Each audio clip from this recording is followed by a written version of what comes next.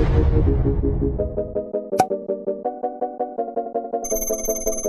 going on? My name is Jan Montes, and I'm here with Riley Salazar at Riley Post Stuff on TikTok and Instagram. Yeah.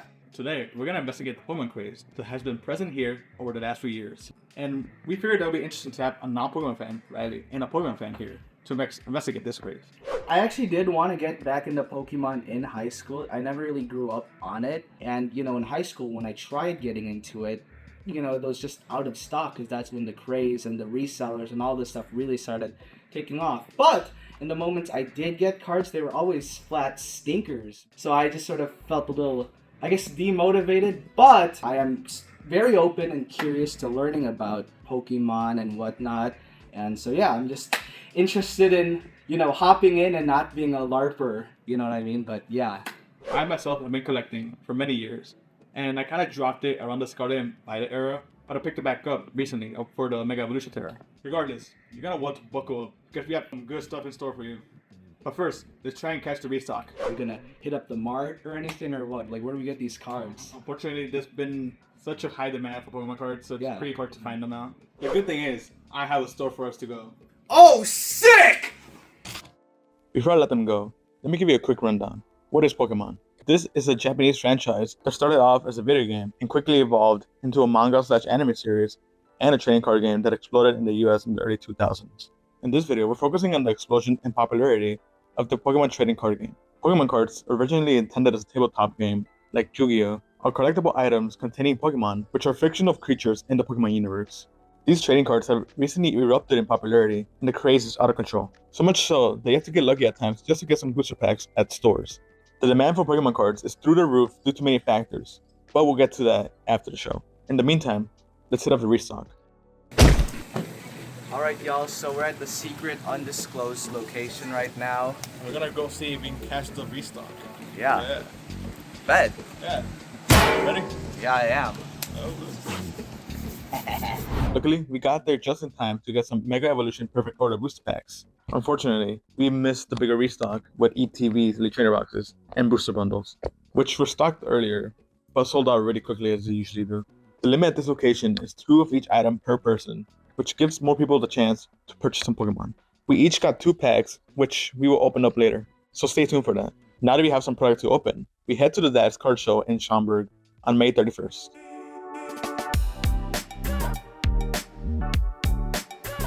Located in the Schaumburg Convention Center, the Dad's Card Show is a huge card show that tours the nation. This card show is for all types of cards, and even featured Colston Loveland from the Bears as a guest while we were there. However, we focus on Pokemon, since this is a Pokemon card video. There were so many vendors, and even more people that were just there to check out the cards.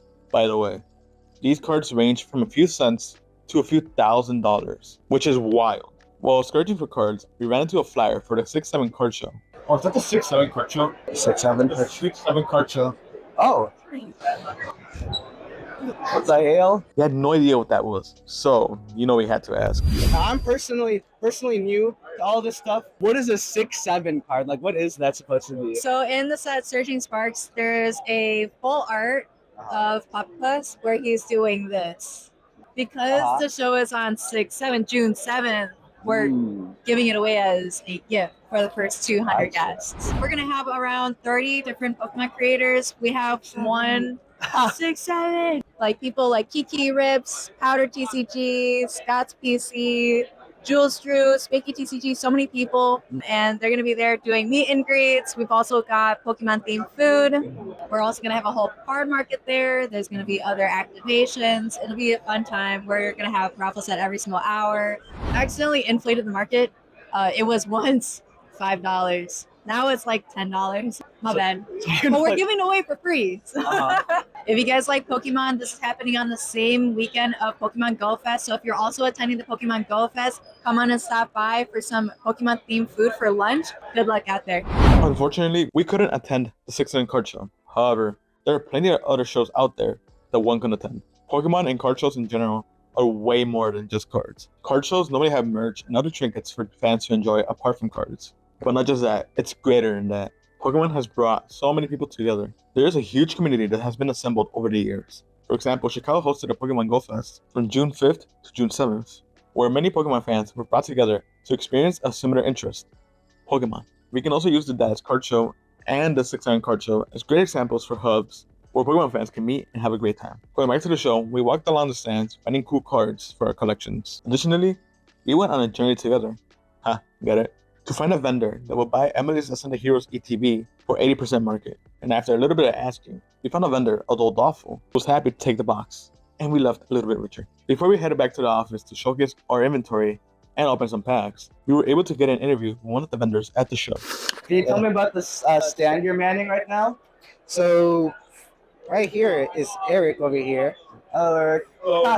He's Flip J's. Look, Jace. Yeah. In the beginning, it was Eric selling cards. We don't know who he was selling cards to, but he was selling cards. After that, he has like a lot of vintage stuff. I pretty much just go where Flip J's goes, and then he goes to all like the big places. I just pretty much learned a lot about vintage through him because he was there, like I said, in the beginning.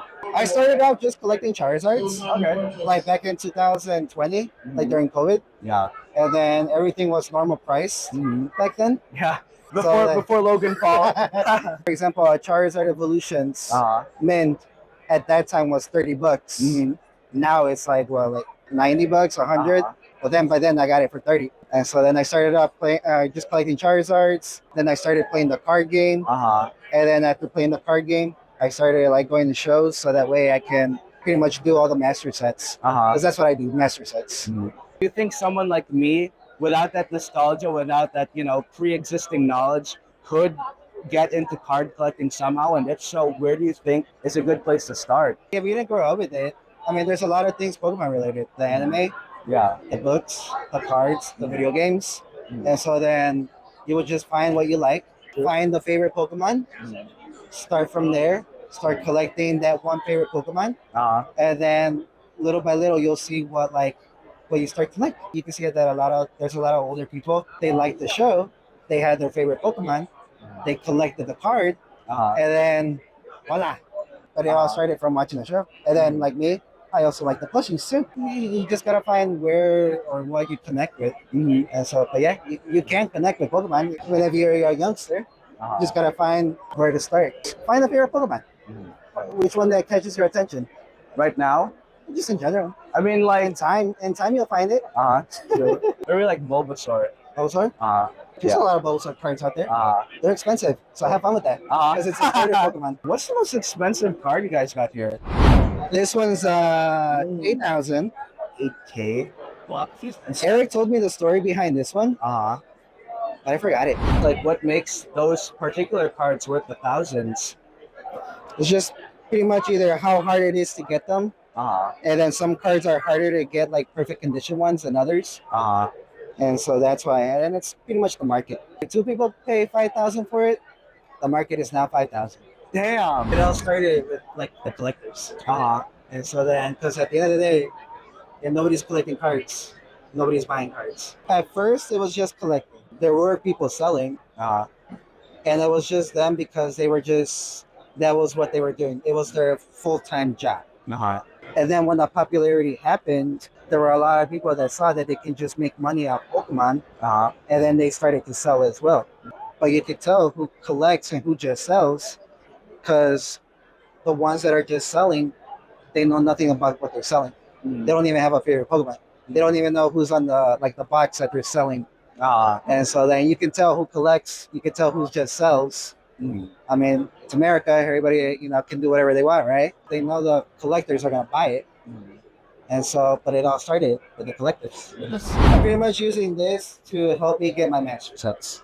I want to do as many master sets as I can, and so that's where I get the thrills. And then every day there's a new card that you don't even know existed. So it's always a new day, something new that you'll see, and that's why it's the fun on my end, at least. The fun of collecting cards. You think that's where this idea of community stems from here? Well, we all have one thing in common. We like Pokemon. You at least like Bulbasaur. Yeah, I do. In the original movie, Meow says that if you look at everything that we have in common, as opposed to our differences, the world would be better. We all have something in common right now. We like Pokemon. So that was your first card show. Yeah. Well, Yeah. not really. I went to the other one before. This was your second card show. Yeah. After a long day at the show, we head back to the office to open some packs. Let's get into that.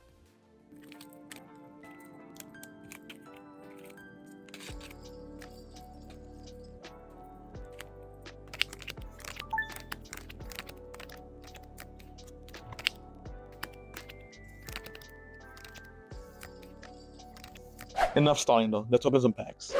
So we're gonna do like a pack battle, see who gets the best hit. I'm gonna manifest John Stupid, so that's the card I'm hoping to manifest from this pack. Clark it. No, that's Oh, okay. From the back, like Yeah. this. Okay, And you have to. You have, Let's see. You it's- guys see this before me, so I don't know what this is. I don't know what this is. Oh. Binnacle. This looks like a Beavis and Butthead. Dartrix. The owl. I feel like, I don't know, very empath for it. I want to make soup out of this guy. Whole rabbit stew to feed the family, bro. And then I have an energy swatter. And next I got. Oh wait, we got the. Oh, it's the broken card, and I got him. Insert picture of broken Uh-huh. card. Yeah. Yeah, it's this dude. I don't know, like so big. I got him again. Reverse hollow. Yeah. Reverse hollow. I don't know what that It's a means. little special. It's Wait, the Pokemon hold on. catcher. Ooh. Okay. Let's see. Let's see. Let's Luxray. try. I don't know what this one is, but this one looks cool, and it's like kind of like glowy. So I'll take that. It's not knowledge. And Ooh. this is your EX. Ooh. Trippy. Here's the code. I'm gonna flash it so you can barely see it. Okay. Dugong. Dugong. And Okay. let's see. Let's see it. Ooh. Ooh, nice. How do I check the value? There are a few ways to get the value of your cards. One of them being TCG player, which is the most common. And then you get a general like market price for it. But also something to keep in mind when it comes to card prices is the condition of the card. So pulled as is for this card, it's gonna be near mint because there's no damage to it at all. No creasing, no whitening. Yeah. The Mega Skarmory is 51 cents. Yeah. So Oh, Riley, you win? I did. Yeah, carry it from over here. So that was the opening. Nothing too great. Although we did pull an EX and a Mega EX, they're not as great as they used to be. But I mean, they used to be cooler, in my humble opinion.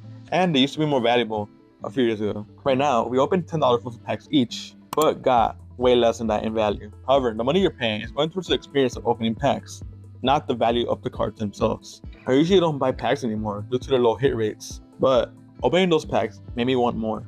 As I mentioned before, Pokemon cards are becoming scarce due to their high demand, so I decided to go on a multiple day hunt to find Pokemon cards for us to open. To start off, I hit up my local Target where they were stacked with Chaos Rising booster packs. However, I left and came back the next day to find absolutely nothing. 0 for 1, but that's okay because we hit up the Walmart, to find absolutely nothing because they were lacking booster packs and even my favorite Panini sticker packs. I headed to another Target, not feeling that confident, already being down 0 for 2, and it initially seemed as if I was gonna go 0 for 3. But I threw a Hail Mary and asked the customer service desk if they had any Pokemon. Surprisingly, they had some perfect order booster packs, which I snatched up and opened in the car. I got nothing too crazy, but now I'm 1 for 3. Now that I have my confidence back, I just had to hit up the pop shelf nearby, which had Pokemon according to their website. I felt lied to at first, since all I can find were third-party sport packs, Hello Kitty packs, and even Final Freddy packs, which I didn't even know existed. Then I found these stand. I have not seen things like these in years, so I got 2 for us to open later, and a Phantasmal Flame pack for me to open in the car. I got nothing. However, I was now 2 for 4. I've recently heard of people in my area finding Pokemon cards at 5 below, so I hit it up. However, all I can find was this. A third-party Pokemon Mystery Pack for $6. Don't be fooled. This pack contains nothing but bulk, and that is not worth your $6.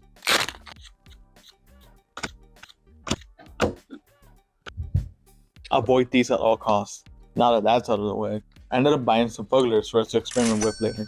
In addition to 5 below, I've also seen people discover Pokemon at Ross, so I decided to hit it up. Because why not? I was surprised to see sports trading cards. However, no Pokemon in sight. 2 for 6. I forgot to mention, Pokemon now has vending machines, which have been installed in multiple retailers, one of them being Jewasco. Unfortunately, they tend to be out of stock every single time I check. However, this time, they were sold out as well, and now I was 2 for 7 to close the day. On the second day, I hit up Pop Shelf one more time, but they were out of tins, and I was not interested in Phantasmal Flames. So I thought I'd give the vending machine one more shot, and you would not believe what I found. Nothing.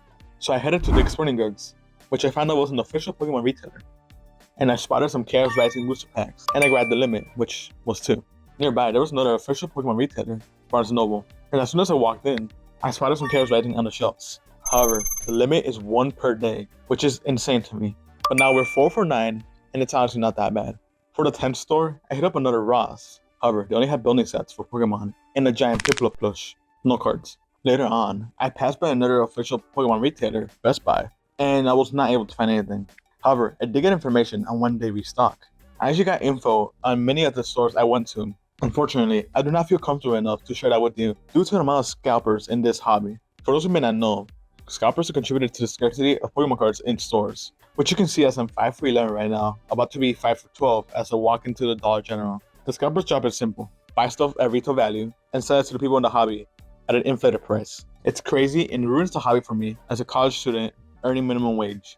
It's selfish behavior that takes advantage of the big community that has been built. So boo to scammers, scalpers. That same week, I ended up attending the Pokemon restock at an undisclosed location. I got there at 9:30 a.m. and got let in at 11:30 a.m. That might seem like a while, but keep in mind that some people have been waiting since 6 in the morning, and I even heard talks that the first people in line have been waiting since 4 in the morning. However, let's not delay any longer and let's get to the moment we've all been waiting for. The second and the biggest card opening of the video. After an exhausting journey of going from store to store, I got back to the office with 9 total packs and 3 Fugglers to open up and have fun with. But I'll stop talking and let the video play.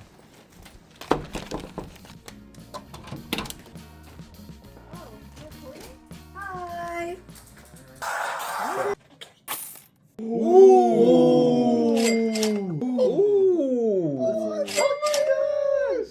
It's got Blaziken. 30. Ooh. I got more packs for you guys. Oh. That's my favorite turtle Oh my too. gosh, guys! Wait, is this fuzzy? Wait, is yours fuzzy? Ultra rare then. Question. Wait, Beyblade right now. Holy let it rip. Honestly, I thought it was just as fun as Pokemon. I love this little guy. He's like a brother to me now. I feel like, I mean, this will just probably sit in my shelf, like, because I have a couple of these critters as well, but, like, they also just sort of sit on my shelf. There's that Fuggler on the corkboard, and these things are kind of just, like, on display, but it's, like, kind of the same with cards. Yeah. It's, like, those are also, like, in binders and shit. I don't know, I feel like with cards too, like 90% of the time I buy a Pokemon card pack, I don't do anything with them because most of them are just bulk. And at least these I could put on my desk and it'd be cute. Yeah. I guess I'm gonna advocate a little bit for the cards though. For me, there's more enjoyment in getting the cards purely because of the artwork. Yeah. And even though it may not be on display on like this little silly little guy, I think it's like nice to just open up the binder and like look at all the cool artwork. There's also something appealing showing off what you've collected and the value of your collection, and I feel like with cards, it's a way to speed that process up because these are just one at a time, but these cards are like multiple. I will say there is some fun in getting like a mystery like creature, which again with the packs, so if you get mystery, like you don't know what cards you're gonna get. But the fact that we all got the Ninja Turtles, I think really says something. And different ones. Yes, Like yes, Uh-huh. that's a bonding experience, a core memory. Yeah. that. Ampharos. Ooh. No way! Oh my god! Holy can I keep this one? We just bought the courier a fridge. Stop there. Magnetic energy. I'm feeling some magnetic energy. The opening was crazy. The odds of putting that Green Ninja SR are very low, and the value of it is insane, which is why we went crazy. Regardless of that, everyone had a good time, and that's what mattered. Well, that was a lot, but I hope you enjoyed that. As you can see, fueling this craze is greed, FOMO, and just a love for the game. Disregarding all the bad that comes from greed, Pokemon card collecting is a hobby that many people can enjoy, whether you're just starting out or have followed the game for many years. However, it's not for everyone, and that's okay. Pokemon card collecting is just one of many hobbies out there. You like fish keeping? Great. You like drawing? Amazing. You have a fascination for collecting Fugglers? Well, good for you. Point is, no matter what interests you, Just be sure to do it. Pokemon is great, but find what makes you happy and experience happiness with others. And don't ever get in the way of others' happiness, even if you're making some money on the side. Thank y'all for watching, and good luck with your hobbies. See ya.